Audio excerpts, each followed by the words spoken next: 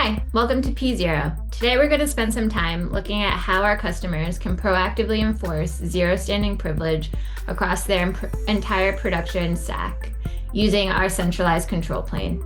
Let's start by uncovering what privileges exist and replace those with just-in-time access. In front of you, you'll see our posture screen, which is identifying a number of risks across our multi-cloud environment. I'm going to toggle to GCP specific findings.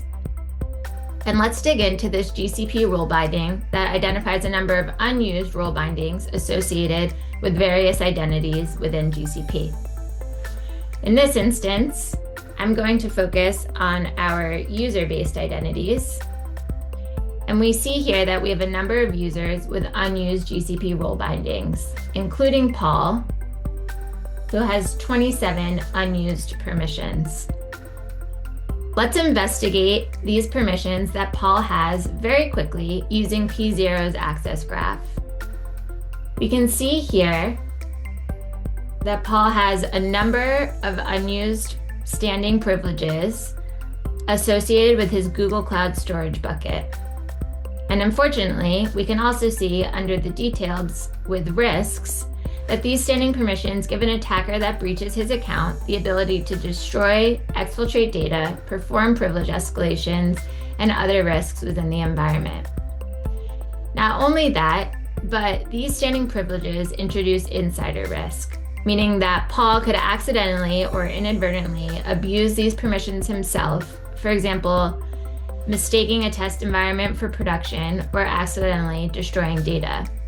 Fundamentally, these high-risk standing privileges should all be replaced with least privilege just-in-time policy.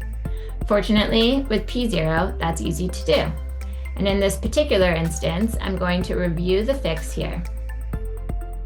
We have a couple of options. I can run this GCP command in Google Cloud Shell, or I can very simply replace this with just-in-time access.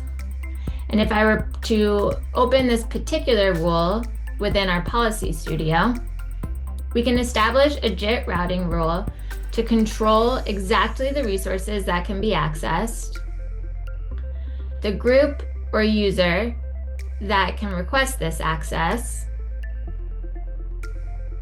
and the access control or policy that should apply.